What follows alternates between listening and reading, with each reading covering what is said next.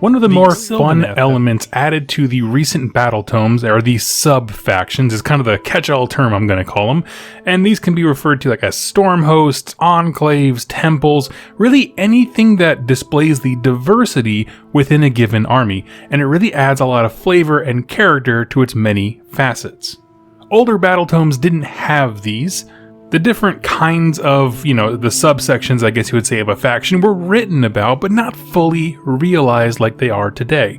Well, with the new edition of the Sylvaneth battletome, we have them now, and more substantiated for sure, and their little sub-identities are called glades, each with their own unique wargrove. Now, the term wargrove is really important to the Sylvaneth. It's kind of a broad catch-all term for their military structure, their chain of command, unit formation, and how they have independent authority. And what I mean by saying that the glades all have different unique wargroves is just they express themselves differently on the battlefield based on their temperament and their values. So really quickly, I want to walk through kind of the basic template, right? Every wargrove for a different glade is a little bit different, but really they all kind of follow a very similar kind of layout. And this starts at the head with the Lords of the Clan. This is a Tree Lord Ancient who is known as the head of the clan, along with another Ancient who is his Lore Master, kind of his advisory role, and his personal Tree Lord called his Guardian. And there can be multiple Lore Masters and Guardians, but there's generally just one Tree Lord Ancient who acts as the head of the clan. And these are the ones who decide that it's time for war. Their spirit song, the call to arms, reverberates and makes the rest of the Sylvaneth come in. Now, the rest of the army, right, that makes up a wargrove is kind of broken into various parts. They're kind of organized by what they bring to the faction, and I've done dedicated lore videos to every single one of these. Go ahead in the show notes. Yeah, you can click over to the Sylvaneth Lore Week where I go into more detail, but to put it really briefly, there's the households, which is usually the first to call the answer. But first up, there are the households, and these are usually the first to kind of heed the call. This is the standing army of every Sylvaneth. Tree revenants led into battle by branch witches. It's the most common true soldier that there is, doing patrols, attacks, counterattacks, things like that. Next to them are the forest folk, and so with them are the hordes and hordes of dryads and branch wraiths. They form the bulk of the bodies in the army. If you just need numbers, generally the numbers are going to be with the forest folk. Fighting is not their primary focus, so it's more akin to like a well-organized militia than it is like a fighting force. With them as well are the free spirits, led by a spirit of Durthu, and made up of ranks of Kurnoth hunters. And this is kind of the elite fighting arm, right? Cracking the toughest nuts on the battlefield and acting as an anchor for the rest of the force. First company, that kind of just veteran level, truly good at warfare. And lastly are the outcasts. And generally speaking, nobody wants the outcasts. These are broken Sylvaneth. Personally, I find them to be the most interesting. You can go check out my video on those. But whenever the call to war is put out, the outcasts are just kind of drawn to the bloodshed. And this is mostly made up of spite revenants. And so that whole thing, right, that kind of hierarchy has the leadership calling everyone into a very well-organized battlefield. That's the basic blueprint, right? War is called by the Lords of the Clan. The war song disseminates into the area, rousing all of the Sylvaneth nearby. It divides them to their military formations and allows them to fight as a cohesive and well-organized army. But every glade, meaning every sub-faction of Sylvaneth, has their own interpretation of this model. They inject bits of character and flavor into it. That might be the blueprint of how an army functions, but how it's interpreted, right? The things that they focus on, their strengths and weaknesses, all vary from glade to glade. And there are 7 such glades in the new book.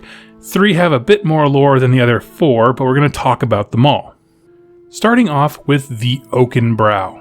These are sort of the poster boys of the Sylvaneth, just like every Sylvaneth out there, but only more so. It's said that they are the first glade seeded by Alariel in the Age of Myth. That they can trace their lineage and their deeds back that far is exceedingly rare, and they have fared far better than most other glades during the Age of Chaos. Their ruler, High King Raelieth, is how I'm going to pronounce that, is a truly ancient being by mortal standards, and He is a just ruler, incredibly wise. He even offers counsel to Alariel herself. And this very even-keeled temperament and the sense of honor and nobility, it trickles down from that ruler all the way down to the lowliest dryad. The Oakenbrow, as a glade, have clans, meaning just independent armies and bases and that kind of thing, all across Ghyran and in many other realms. Always out there seeking to restore the beauty of life wherever they go. They are the largest and one of the oldest glades in existence. So when the Song of War goes out, it makes sense that they would have this vast military power. They have numbers for days, tons of reinforcements to call upon, and notably a whole lot of tree lords and ancients. And while that army is certainly formidable, it's also tempered by very wise and cautious leadership. The Oakenbrow are interesting because they are the most supportive of an alliance with Sigmar, being the most willing glade to work along with other forces of order and being diplomatic about it, like a little bit of give and take and a little leeway to make the greater good kind of happen. And that's in sharp contrast to their kin, the Dreadwood, who we'll get to in a bit, but understand they are the antithesis of the Dreadwood, that to the point where they will actually go into open conflict with one another.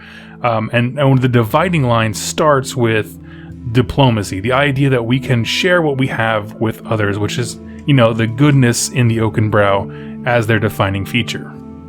But next up are the Gnarlroot glades, and this glade is an interesting one in how it plays off of Oakenbrow, or the previous one, because they bristle with frustration when it's said that Oakenbrow is the eldest of the glades, for they also have lineage that spans back to the first sowing of Sylvaneth. But where the Oakenbrow are focused on spreading their numbers, getting the numbers up and then spreading those numbers across the realms and focusing on diplomacy, the Gnarlroot are hyper-focused on magics. They are masters of the magics of life. This glade is home to some of the most powerful mages within the faction, able to summon forth entire forests and bring their enemies to dust. They achieve this arcane mastery through shrewd and diligent hunger for knowledge. And while they are naturally distrustful and kind of paranoid when it comes to outsiders, they will put that aside to learn techniques from mages that are around them. They're always seeking out these places of arcane might and lores and books from forever ago, trying to study and learn as much as possible. And as much as learning is a defining feature about them, so is hoarding. They are loath to share any of this information. It's like a library that collects books, but no one's ever allowed to see them. And so they have this kind of, they're on the scale of being diplomatic to completely aggressive and hostile to all outsiders. They're kind of like one step towards the other end from Oakenbrow. By that I mean they'll work with other factions and races, but generally speaking, it's just to kind of get their mages to share what they know about magic. And where the Oakenbrow have spread, in their time, their long history, they've spread all across the realms, the Gnarlroot mostly remain in Ghyran, especially near cities, like I said, where mages would tend to be and be studying and those kinds of things. They are considered hardened traditionalist and standoffish by others, but they serve the Everqueen as this great repository of arcane knowledge and might. Next up is the Harvest Boon Glade. This is a nice departure from the other two we've covered so far. While the Oakenbrow and the Gnarlroot argue about who's the oldest, the Harvest Boon Glade was only founded during the Age of Chaos, making them fairly young by comparison. And this is interesting because it means that they were actually born into war, right? This constant tug of war is the only thing they've ever known, and that breeds a different kind of mentality. It's easy to see how they might be angry, aggressive, brooding, but it's actually the opposite, right? Because they've been born into this war, it's the only thing they know, and it's normal for them. And what they know is that, we can win fights. We can do this. Winning is achievable. There's this hopefulness built into them. And part of that, I think, is because they don't have that long history. They don't feel like chaos has robbed them of anything. We know we can push them back. We just need to fight harder. It's like this youthful optimism, right? They don't have this emotional baggage of saying, oh, it was paradise before and that was ripped away from us. That kind of deep hatred that kind of blinds your thoughts. They don't have that. They just know we're fighting. We've always been fighting, and we can actually win because we've won fights before. And as far as their character goes, they are optimistic and highly aggressive. Their growth is nearly exponential. Starting from just a single sowing, they have boomed in population, spurred on by the return of Alariel. They fight with this very joyful kind of zeal. So even though they're small, they are extremely scrappy, expanding far and wide very quickly. And some on the Royal Moot, which is like the highest council of Sylvaneth, and they meet with Alariel about strategy and that kind of stuff. They look at this and they're super pleased, right? Like, oh yeah, this is the best of our race. Energetic, willing, and hopeful. And others will look at that and kind of see folly. That this is the actions of youthful headstrongness and it's just going to end in ruin. Either way, their leader, the Willow Queen, is deeply respected.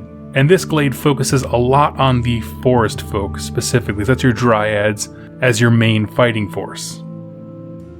So now I'm going to transition from the ones that have a little bit more lore, and these ones are a little bit shorter, right? There's kind of like a couple paragraphs here and there regarding to the last 4 glades, but I still think they're incredibly interesting, so I wanted to chat about them. The first up is the Ironbark Glade. This was the first of the Sylvaneth to settle in Chaman, the realm of metal. Immediately, the first thing they learned about this new environment was how to draw minerals through their roots, which is an incredibly valuable skill because the ore-rich lands of Chaman infused into the Sylvaneth, changing them. And it's this weird fusion of metal and wood, making this glade incredibly tough and resistant to damage. And they seem fairly diplomatic since they began to trade with the local people, which is of course in Chaman mainly Duarden. And that kind of trading grew into a firm alliance over time in the Age of Myth. And like everything else, it fell apart when the Age of Chaos broke out. And while they were the first glade into Chaman, they were not the only ones. Other Sylvaneth had followed over time. However, all of those other glades were eventually destroyed. Their Duarden allies were running in terror. There was a lot of Tzeentch demons just pouring across the realm. Everything was falling apart. The Ironbark were dedicated to trying to help their friends, who are basically now refugees, help get them into Azir or on the high mountains where it looks like Tzeentch demons had some struggle getting up to, and those Duarden eventually became the Karajan overlords. What saved the Ironbark from their extinction is their unique aptitude for defense. Creating thick forests of that metal strength like tree material, they crafted these elaborate defense networks. Forests that acted like castles. The wood became sharp and deadly labyrinths. And where other Sylvaneth kind of focus on lightning strikes from the forest and like really well coordinated attacks, the Ironbark prefer a strong defense, able to repel the enemy and then pick off prime targets at their whim. Next up is the Winterleaf Glade, and I think this is truly the saddest story of this whole entire army. Back in the Age of Myth, this was the best of the Sylvaneth, right? They're flush with life magic, hailed as one of the largest and fairest Sylvaneth glades out there. Their capital was Dapplelauren, which housed several wonders of Ghiran. It was just a great place, a hub of life magic, and everything was like peaceful and beautiful and amazing.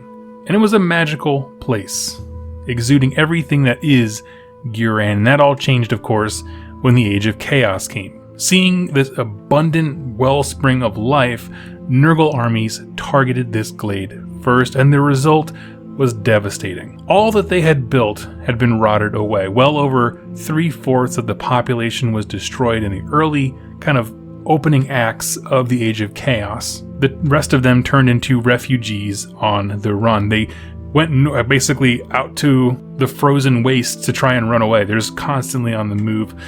They went out to the icy forests of Rimewald, which is how I'm pronouncing that, and they tried to make a second defense, and that failed too. So now there's just like very few survivors, hardly any. And when they did reach a place where Chaos finally just got tired of chasing them because there weren't very many of them left, they tried to set down roots and regrow. The few survivors from that second battle renamed themselves the Winterleaf. Their bodies began to change with their new environment. Instead of this lush green stuff, it became a lot of pale colors and the foliage of icy blue. Gone were the hopeful cheers of a living race, replaced with the cold hate for the living, especially Chaos. And after some replenishing, they are on the hunt once more. A sad story of a glade brought to the brink of extinction, and it carries a lot more, I think, emotional weight than any other. Next up are the dreadwood, and I mentioned these earlier. They're actually one of my absolute favorites. Just as there are many kinds of people, there are many kinds of Sylvaneth, and some represent the best of us, other people represent our darkest possibilities.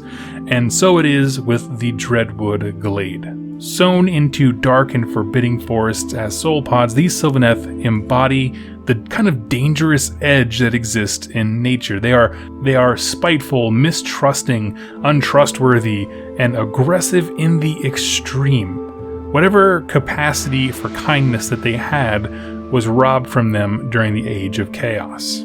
Now, when it comes to on the offense and that kind of stuff, they are masters of illusion magic and these kind of hit and run tactics.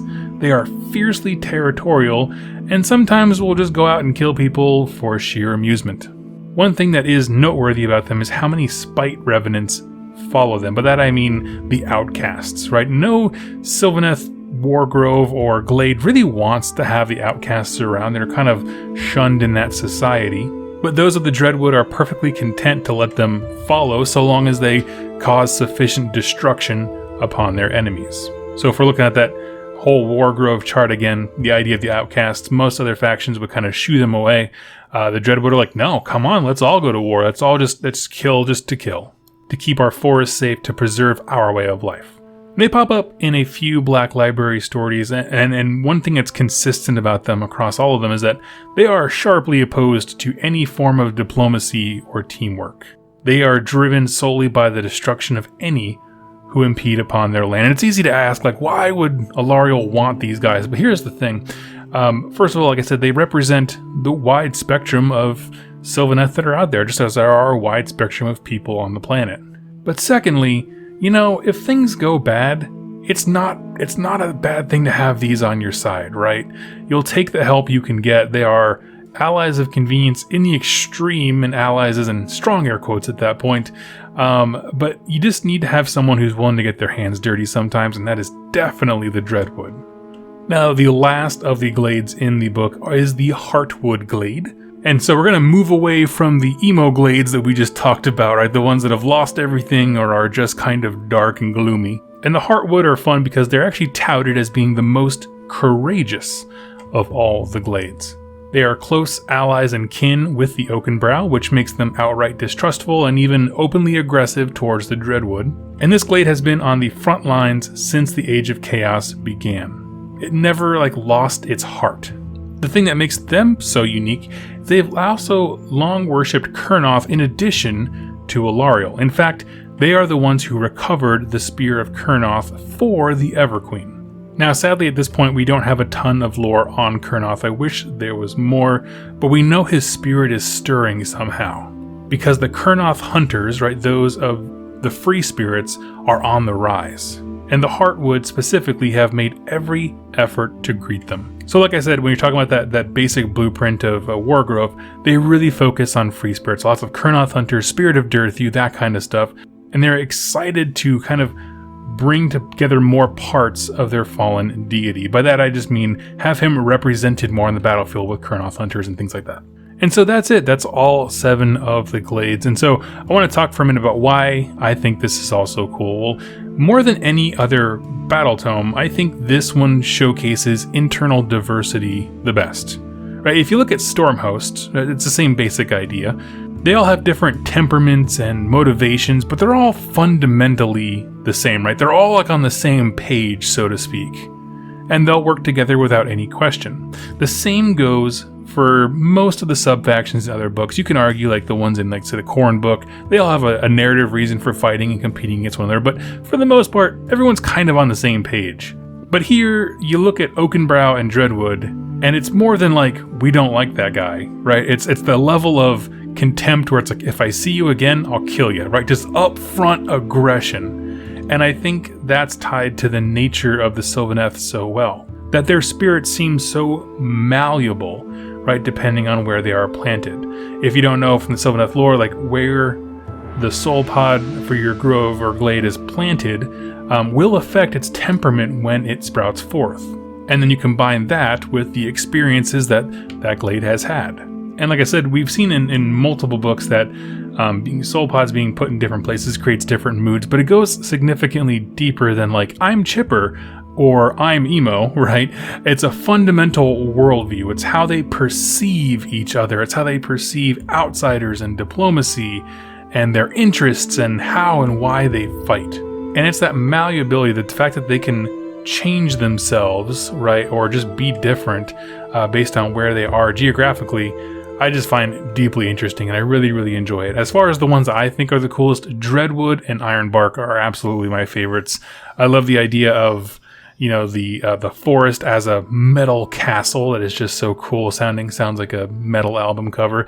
And then the Dreadwood, just I love the Spite Revenants and all the different Outcast models. I think they're really stunning. I'd love to hear your thoughts. What is your favorite Glade? Leave in the comments down below and keep the conversation going. Thank you all so much for watching. And remember, if you like this video, you can always check out the other Sylvaneth lore videos I have in the link down below. And I will catch you next time in my next Age of Sigmar lore video. Thank you so much for watching, and happy wargaming.